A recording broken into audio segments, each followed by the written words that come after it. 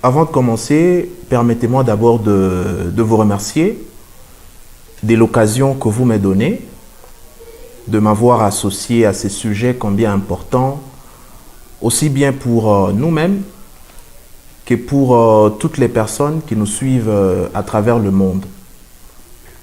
Comme vous le savez, le diabète, on ne peut pas le dissocier de cette grande famille de maladies dites de civilisation, qui sont en fait des maladies non transmissibles, qui de plus en plus connaissent une prévalence qui ne cesse d'augmenter et qui devient un problème de santé, mais dont l'ampleur n'est pas bien perçue aussi bien par les dirigeants politiques que même par les acteurs du domaine de santé. Alors, pour revenir à la question, le diabète, on peut le comprendre de cette manière-là. C'est tout simplement une maladie métabolique qui est caractérisée par une élévation de façon chronique du taux de sucre dans le sang, qu'on appelle tout simplement hyperglycémie. Et cette élévation chronique résulte soit d'une carence en insuline, soit d'une résistance à l'action de l'insuline, ou tout simplement qui résulte de ces deux mécanismes précédents. Car comme vous le savez, pour que votre corps fonctionne normalement, il faudra que ces cellules soient en bonne et due forme. Et pour que les cellules fonctionnent correctement, elles ont besoin de l'énergie, laquelle énergie provient tout simplement des aliments que nous mangeons. Ainsi donc, lorsque l'on consomme un aliment, ce qui arrive est que, une fois dans le corps, il y a un mécanisme qui se produit qu'on appelle tout simplement la digestion. C'est ce mécanisme-là qui va permettre de dégrader les aliments qu'on consomme sous forme de macromolécules, sous forme de grosses molécules, les décomposer en de petites molécules qui vont tout simplement être assimilées au niveau des intestins pour passer dans la circulation sanguine. Et que, une fois que ces molécules qui ont été dégradées se retrouvent dans la circulation, ce qui se passe, c'est que en ces moments-là, il y a une sorte d'élévation du taux de sucre dans la circulation. Et le corps, se rendant compte qu'il y a cette élévation du taux de sucre dans la circulation, il va sécréter par son organe noble qu'on appelle le pancréas, il va sécréter une hormone qu'on appelle tout simplement insuline. Et cette hormone, elle va se charger de réduire, de diminuer ce taux élevé de sucre qu'il y a dans le sang après avoir mangé. Et donc cette hormone, elle va faire en sorte que le sucre, dont la destination finale n'est pas le sang, il va faire tout simplement que ce sucre-là puisse être consommé au niveau de la cellule. Et donc voilà ce qui se passe chez un individu qui est normal. Mais lorsque on est devant quelqu'un qui est diabétique, ce mécanisme-là devient impossible tout simplement parce qu'il est incapable de produire de l'insuline qui puisse permettre tout simplement que ce sucre se trouvant dans le sang puisse être consommé au niveau des cellules afin de pouvoir produire de l'énergie. Alors, parlant de type, il existe principalement 3 types de diabète à retenir. Il y a le diabète de type 1, de type 2, ainsi que le diabète de type gestationnel. Alors, lorsqu'on parle de diabète de type 1, c'est une forme de diabète qui est tout simplement caractérisée par le fait que le corps est incapable de sécréter de l'insuline. Tout à l'heure, j'ai évoqué le pancréas, qui est cet organe noble qui nous permet de nous synthétiser ce qu'on appelle insuline. Alors, dans le type 2, vous avez une carence en cette hormone. C'est un type de diabète qui est moins fréquent, ne représentant que moins de 10% de tous les cas de diabète qu'on peut recenser à travers le monde. C'est un diabète qui généralement touche les enfants, les adolescents, ainsi que les jeunes adultes. Lorsqu'on parle de type 2, eh bien, il s'agit tout simplement d'une forme de diabète dans lequel vous avez le pancréas qui sécrète normalement de l'insuline, mais que cette dernière rencontre un obstacle, rencontre une résistance au niveau des cellules pour tout simplement arriver à agir. Et c'est la forme la plus souvent rencontrée, représentant plus de 90% de cas recensés, et qu'on retrouve chez les adultes d'âge moyen et des personnes âgées. Et cette forme, elle est secondaire généralement à l'obésité ou au surpoids. Et le troisième type, nous avons dit que c'est le diabète gestationnel. C'est une forme de diabète qui s'observe pour la toute première fois chez certaines femmes lorsqu'elles portent une grossesse, lorsqu'elles sont enceintes. Et ici, généralement, au cours de la deuxième moitié de la grossesse, eh bien, il y a une sorte d'intolérance, n'est-ce pas, à l'action, donc d'intolérance aux glucides qu'elle développe au cours de cette période et qui, généralement, disparaît après l'accouchement. Dans les 6 semaines qui suivent l'accouchement, généralement, la femme retrouve son état tout à fait normal. Il existe un certain nombre de facteurs de risque pour développer le diabète. Et ces facteurs étant nombreux, il y a ici moyen de les regrouper ou de les scinder tout simplement en 2 grandes familles. Vous avez les facteurs que nous appelons les facteurs tout à fait innés, ainsi que des facteurs acquis. En fait, ici, lorsqu'on parle des facteurs innés, il est tout simplement question de voir un certain nombre de facteurs avec lesquels on est déjà. Ça signifie tout simplement qu'il y a une notion de la prédisposition génétique.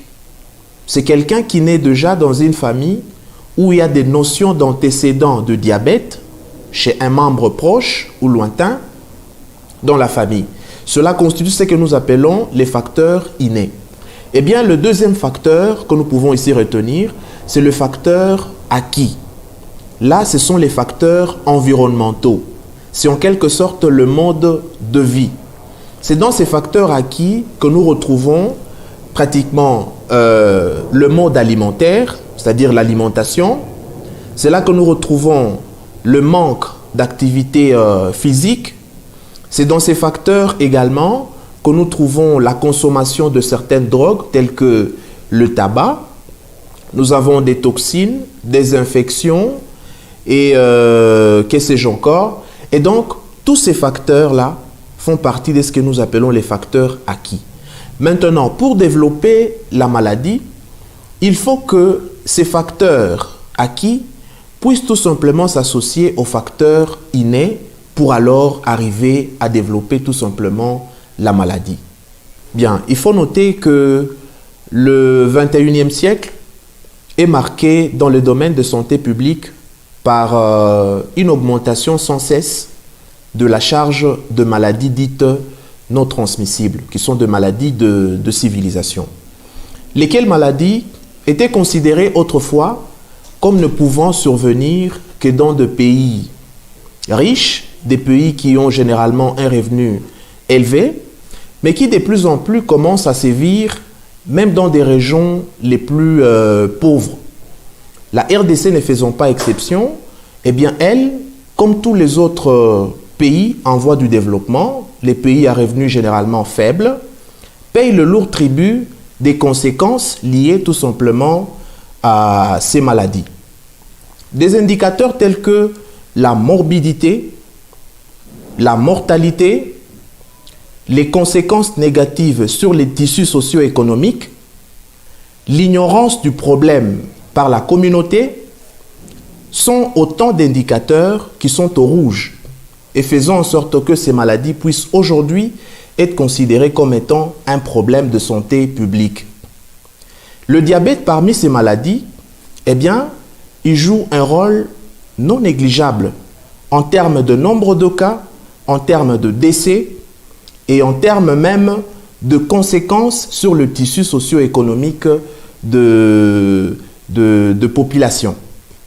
En 2000, une étude a été menée par l'OMS et qui a pu identifier que la prévalence moyenne au monde, elle était autour de 2,8%, soit un nombre équivalent à 171 millions de diabétiques à travers le monde. Et qu'à cette même année, des projections avaient été faites pour dire que d'ici 2025, eh bien, cette prévalence moyenne qui est de 2,8%, elle passerait à 4,8%, soit 366 millions de diabétiques à travers le monde. Mais malheureusement, déjà en 2011, cette projection avait déjà été atteinte, voire même légèrement dépassée. Ce qui veut dire tout simplement que lorsque nous ne prenons pas conscience du problème, de l'ampleur que présente le diabète, eh bien d'ici 2025, eh bien on touchera près de 600 millions de diabétiques à travers le monde. Déjà en 2015, un adulte sur 11 était diabétique. Et les projections montrent que d'ici 2040, un adulte sur 10 va tout simplement développer le diabète. Vous avez 30% de décès à travers le monde qui sont dus aux maladies non transmissibles et qu'une réduction de 2% seulement de la charge de ces maladies va permettre d'éviter d'ici 2025 au moins 36 millions de décès qui pouvaient être liés à ces maladies-là. Et donc, une étude comparative a été menée concomitamment par l'Organisation mondiale de la santé et la Fédération internationale du diabète en 2015 et 2013, qui a su démontrer noir sur blanc que le diabète à lui seul, il était responsable d'au moins 5 millions de décès à travers le monde et que le paludisme, le VIH-Sida et même la tuberculose, leur taux de mortalité combiné était arrivé autour de 3 millions et demi. Ce qui veut dire que le diabète tue plus que les autres maladies. Au fait, on est en train d'assister à une sorte de transition épidémiologique. Car comme vous le savez, nos contraintes étaient beaucoup plus marquées par des épidémies à prédominance infectieuse et que de plus en plus, on est en train de virer vers des épidémies à prédominance tout simplement non transmissibles, qui sont des maladies de civilisation. Un rapport a été publié en 2005 par l'OMS, dans lequel rapport il était dit que les maladies non transmissibles étaient responsables de la pauvreté à travers les mondes et qu'elles étaient en train de freiner l'émergence de plusieurs pays. Et donc il se pose également un problème d'ignorance. Parce que les études l'ont montré qu'un individu sur deux ignore qu'il est vraiment malade. Donc on a à peu près 50% de diabétiques qui ne sont pas diagnostiqués, qui restent dans l'ignorance totale et que malheureusement, dans la plupart des cas, ils découvrent leur maladie pendant que c'est déjà à l'état de complication. Alors, ce nouveau profil épidémiologique est tout simplement lié au changement du mode de vie. Au fait, de plus en plus, les pays en voie du développement, nous avons un mode de vie qui est tout à fait nouveau que nous avons adopté. Et dans ce changement de mode de vie, il y a plusieurs facteurs qui sont tout simplement à la base de la survenue de ce nouveau profil épidémiologique. C'est notamment les mauvaises habitudes alimentaires. Allez-y comprendre par là que de plus en plus, on préfère consommer trop sucré, trop salé, trop gras et négligeant, n'est-ce pas, de plus en plus d'apporter à notre corps des nutriments essentiels, hein, des oligo-éléments, des vitamines, etc., etc. Et donc, ce décalage-là alimentaire est à la base de ce nouveau profil épidémiologique. Le deuxième facteur qui est à la base de ce nouveau profil, c'est tout simplement le manque d'activité physique. Comme vous le savez actuellement, tout ce que nous faisons est de plus en plus motorisé. On peut se réveiller le matin, on est dans son véhicule. Quand on quitte son véhicule, on est au travail. On est dans un bureau climatisé du matin jusqu'au soir, sans pouvoir bouger. Quand on quitte le bureau climatisé, on est dans un véhicule. Eh bien, quand on quitte le véhicule, on est devant une table qui est trop sucrée, trop salée. Eh bien, ce cercle vicieux est tout simplement en train d'expliquer la survenue de ces nouveaux profils épidémiologiques. Le troisième facteur que nous pouvons rapidement citer, c'est tout simplement l'urbanisation rapide et mal contrôlée. Cette urbanisation qui est aujourd'hui à la base d'un phénomène des pollutions, n'est-ce pas? Des pollutions, pollution de l'air, pollution de notre environnement, notamment par des radiations, la pollution de l'environnement par l'usage de pesticides, de herbicides et que sais-je encore. Le facteur suivant que nous pouvons pratiquement ici citer, c'est tout simplement la consommation de tabac. La consommation de tabac est également incriminée dans la survenue de ces maladies de civilisation. Un autre facteur que nous pouvons citer, c'est tout simplement le manque de faire le bilan de santé. Comme vous le savez, dans nos milieux, on n'est pas habitué à consulter un médecin lorsque tout va bien et que l'on doit voir le médecin que lorsque tout en tout cas ne va pas bien. Or, pour mieux finalement lutter contre ces maladies, un bilan de santé régulier, périodique, peut tout simplement éviter de développer, n'est-ce pas, ces maladies. Comment arrive-t-on à développer le diabète? Eh bien, il faut dire d'emblée que les développements diffèrent selon qu'il s'agit de diabète de type 1, de type 2 ou du diabète gestationnel. Mais en soi, ce qui les réunit tous, c'est que, au départ, il y a deux facteurs dont nous avons déjà ici parlé, qui sont les facteurs génétiques et des facteurs environnementaux qui entrent tout simplement en jeu. Et pour ce qui est de diabète de type 1, lorsque vous combinez une prédisposition génétique à tout simplement à deux facteurs acquis, eh bien, il se passe dans l'organisme un phénomène qu'on appelle tout simplement l'auto-antigénicité. Ça veut dire que l'organisme commence à identifier certaines cellules qu'on appelle les cellules bêta des îlots de Langerhans qui appartiennent au pancréas. Eh bien, l'organisme va tout simplement les identifier comme étant des cellules étrangères. L'organisme ne va plus les reconnaître. Et donc, étant reconnu comme tel, l'organisme va s'employer tout simplement pour les exterminer, pour les supprimer.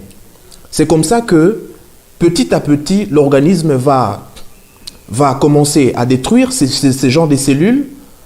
Il va les détruire jusqu'à ce que tout leur capital va finir. Or, ce sont ces cellules-là qui sont censées nous produire l'hormone qu'on appelle insuline. Et lorsque l'organisme va les détruire, allez-y comprendre que le pancréas ne sera plus à même de pouvoir nous synthétiser de l'insuline. Ainsi, se développera le diabète de type 1.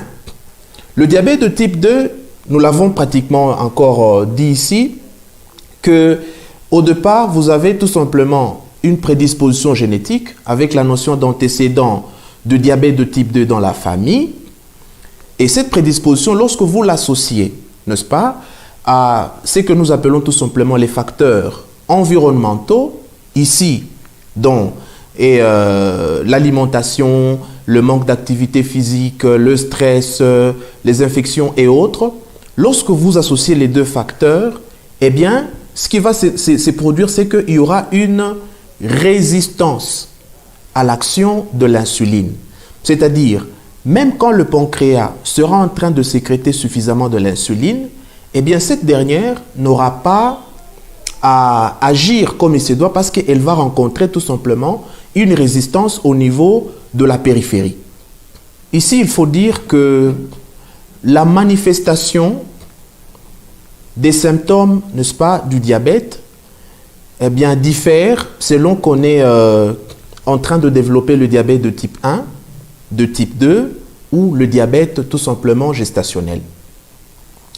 Le diabète de type 1, généralement, comme nous l'avons encore dit, survient chez les jeunes, les enfants, les adolescents ou les jeunes adultes, et que généralement, lorsque il y a une carence, puisqu'il y a une carence tout simplement de l'insuline, eh bien, les signes surviennent un peu d'une manière soudaine, d'une manière brutale. La symptomatologie, elle est tout à fait franche et certaine chez les diabétiques de type 1. Et ici, les signes que nous allons noter, c'est notamment une soif intense qu'on va accuser chez les jeunes. Vous avez le fait que le malade va commencer à beaucoup boire, ce qu'on appelle tout simplement la polydipsie. Il y a une sensation de faim. Le malade a tendance à beaucoup manger. On appelle ça la polyphagie. Eh bien, il y a la polyurie, c'est-à-dire le malade voit tout simplement sa miction être augmentée. Il a tendance à uriner à tout moment. Il sent pratiquement de fatigue. Il a de céphalée. Il a parfois de troubles visuels. Eh bien, toutes ces manifestations sont tout à fait franches chez le diabétique de type 1. Contrairement à celui-là, le diabétique de type 2, ces manifestations semblent être obscures. Généralement, c'est finalement de symptômes qui évoluent d'une manière silencieuse et qui prennent autant d'années, d'années pour se manifester. Vous avez de fois des signes tout à fait inaperçus et vous êtes parfois surpris de constater pour la toute première fois ou de diagnostiquer ce type de diabète quand c'est déjà les complications. D'où la nécessité de faire un bilan de santé ou un dépistage pour tout simplement mettre la main sur ce type de diabète. Car très souvent, c'est d'une manière fortuite, pendant qu'on est en train de faire un autre examen des routines, qu'on peut arriver à mettre la main sur le type de diabète 2, étant donné tout simplement ces signes sont tellement obscurs. Le diabète gestationnel, c'est pareil que le diabète de type 2. Vous avez pratiquement une femme enceinte qui se porte bien, qui n'a aucun symptôme, n'est-ce pas? Mais au cours tout simplement des examens des routines réalisés entre la 24e semaine et la 28e semaine d'aménorrhée, que vous vous rendez compte qu'il y a un taux élevé de sucre dans son sang et vous arrivez à mettre la main pour la première fois sur ce diagnostic. Le diagnostic se pose lorsqu'on considère un certain nombre d'indicateurs. Ici, généralement, les indicateurs biologiques. Et nous pouvons tout simplement faire ce qu'on appelle la glycémie à jeun. Nous pouvons faire la glycémie aléatoire. Nous pouvons faire la glycémie post-prandiale ou même faire doser l'hémoglobine glyquée. Alors, lorsque nous parlons tout simplement de la glycémie à jeun, il s'agit d'une glycémie qui est prélevée chez un malade qui n'a pas encore mangé. C'est-à-dire un malade qui a observé le jeûne il y a 8 heures. Ça veut dire 8 heures après qu'il ait tout simplement mangé. Ce malade-là, très souvent le matin, on va prélever tout simplement le sang et nous allons doser le taux de sucre. Ainsi, si avec ce prélèvement, nous arrivons à réaliser que le taux, n'est-ce pas, de sucre est supérieur ou égal à 126 mg par décilitre, nous allons définir ou nous allons diagnostiquer tout simplement le diabète. Nous pouvons faire la glycémie aléatoire, comme je l'ai dit, eh bien celle-ci, elle s'est faite à tout moment. Ça veut dire que c'est quelqu'un qu'on va prendre à tout moment, qu'il ait mangé ou pas, on va prélever finalement et doser sa glycémie. Et lorsque nous nous rendons finalement compte que nous avons une valeur supérieure à 200 mg par décilitre, nous allons diagnostiquer le diabète. Troisièmement, c'est avec la glycémie, n'est-ce pas, postprandiale. Ça veut dire une personne qui vient de manger, 2 heures après, on peut prélever justement son sang et doser le sucre. Si, avec cette forme de glycémie, nous avons une valeur de sucre supérieure ou égale à 200 mg par décilitre, nous allons dire que la personne est en train de faire le diabète. Un autre indicateur biologique important, c'est tout simplement l'hémoglobine glyquée, qu'on peut aussi doser. Et lorsque le taux d'hémoglobine glyquée est supérieur, n'est-ce pas, à 6,5%, cela nous permettra également de diagnostiquer le diabète. Mais ici, il faut noter tout simplement que l'Organisation mondiale de la santé arrive à définir ce qu'on appelle les états prédiabétiques.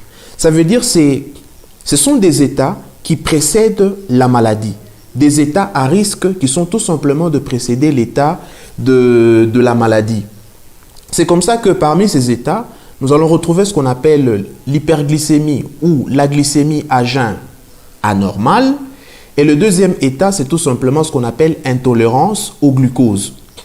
Alors, ici, lorsque nous parlons de la glycémie à jeun anormale, c'est lorsque tout simplement, chez quelqu'un qui n'a pas encore mangé, on prélève le sang et on se rend tout simplement compte qu'il a une glycémie qui nage entre 100 et 120 mg par décilitre.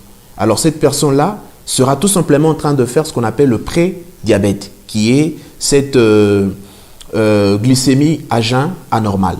Le deuxième état, comme nous l'avons annoncé, c'est tout simplement une intolérance au glucose. L'intolérance au glucose, c'est lorsque tout simplement on prélève, n'est-ce pas, le sucre après que la personne a mangé, quelques heures après ou 2 heures après.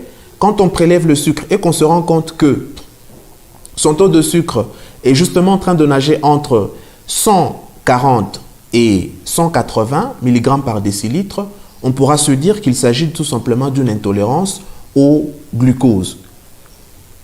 Alors, les complications arrivent lorsque le malade n'est pas bien suivi, il ne suit pas correctement le traitement. Et il y en a beaucoup. Comme vous le savez, cette élévation chronique, n'est-ce pas, du sucre dans le sang va être néfaste, aussi bien pour le cerveau, les yeux. Pour les yeux, on parlera ici d'une rétinopathie diabétique. Ça sera nocive, ça va endommager le rein. Nous parlerons de néphropathie diabétique. Ça va endommager le cœur. Ici, nous parlerons de cardiopathie ischémique.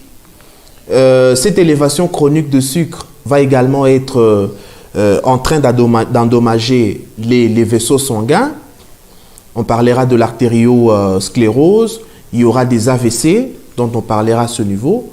Et ça peut également endommager le pied. Ici, nous parlerons finalement de pied du diabétique.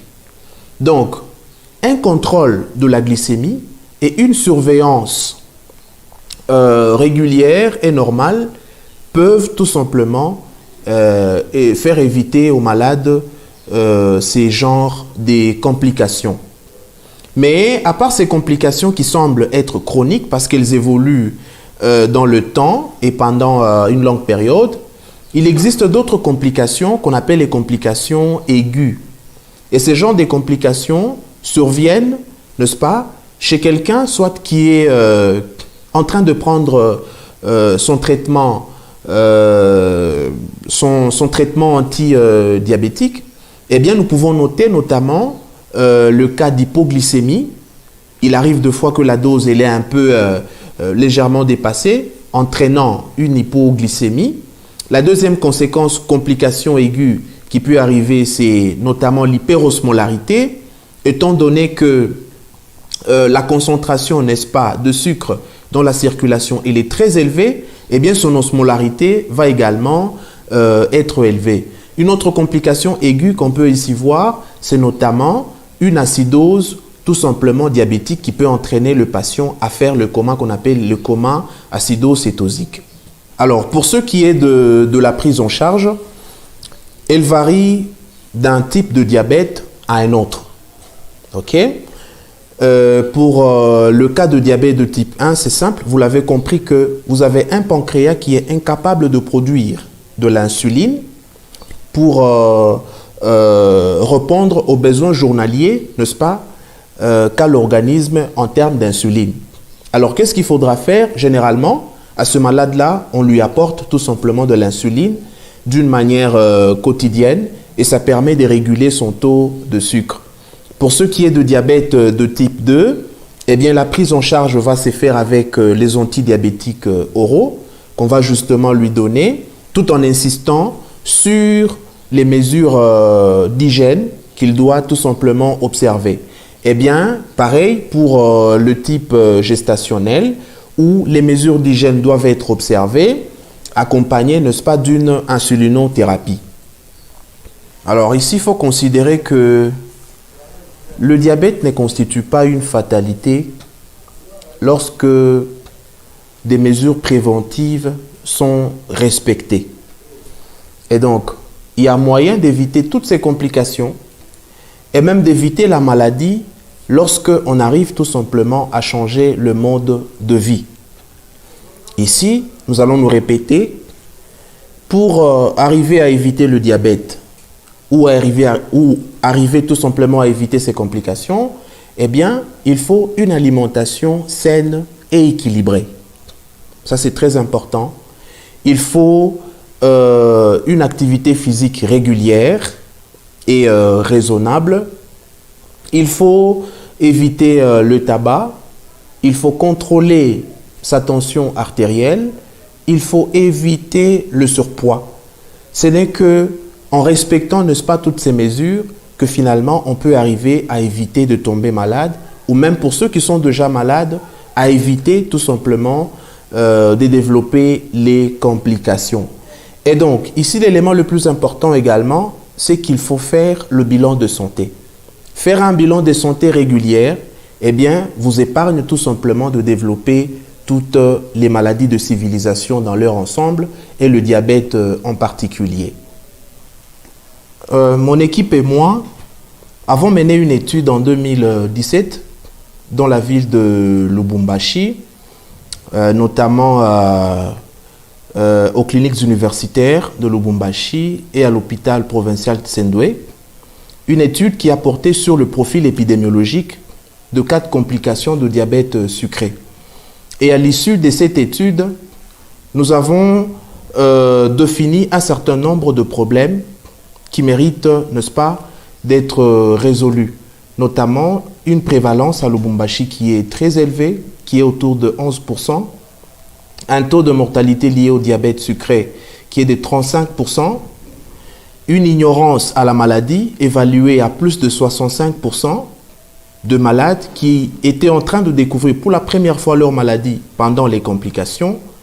Eh bien, c'est autant justement de problèmes qui nous ont motivés à monter un projet, le projet qui s'intitule « La création d'un centre spécialisé du bilan de santé et diabétologie » qui sera d'un très grand apport, aussi bien pour la prévention du diabète que même pour l'aspect curatif. Ce projet a été élaboré, il y a tout un plan stratégique, mais son exécution pose encore de petits problèmes, notamment par manque de moyens. C'est une occasion que vous nous offrez pour lancer un appel à toutes les ONG, tant nationales qu'internationales, et les fondations qui œuvrent dans le domaine de santé, de soutenir ce projet pour que, enfin, le diabétique soit bien pris en charge et même la population soit protégée contre ce fléau. Je vous remercie.